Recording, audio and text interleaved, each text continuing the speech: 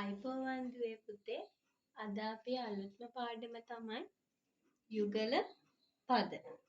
යුගල පද කියන්නේ මොනවද? යුගල පද කියන්නේ වචන දෙකක්. එකවර පද දෙකම යෙදීම යුගල පදවල තියෙන විශේෂත්වයක්. යුගල පද භාවිතය නිසා කතා කරන දේවල් ගොඩක් අලංකාර වෙනවා. යුගල පද ලිවීමේදී අපි පද දෙක වෙන් කරලා ලියන්න ඕන. සමාන ලකුණු කෙටීරේව යොදන්නේ නැහැ.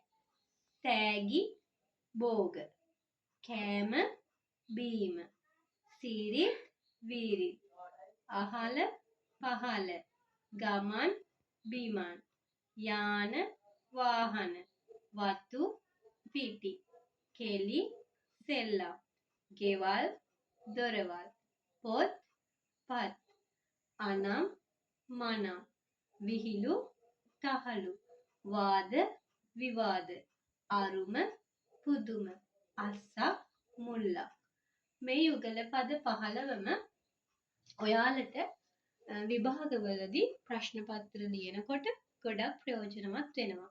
ඔයාලගේ සිංහල විෂය නිර්දේශයට අදාළ යුගල පද පාඩම තමයි අද කළේ. ඉතින් ඔයාලා හැමෝම මේ යුගල පද ටික පොතක ලියාගෙන පාඩම් කරගෙන ඔයාලට ප්‍රශ්න පත්‍ර වලට හොඳට උත්තර ලියන්න, ඉස්කෝලේදී ගුරුතුමිය අහනකොට හොඳට ඒවලට උත්තර දෙන්න. මේ 15 හොඳට පාඩම් කරගන්න.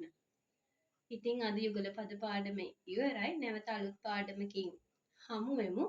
ඉතින් තවමත් අපේ NV Education channel එක subscribe කරලා නැත්නම් subscribe කරලා like එකක් දාලා comment කරන්න. එහෙනම් අදට යුගල පද පාඩමේ සමු ගන්නවා. නැවත අලුත් පාඩමක් අරගෙන එන්න.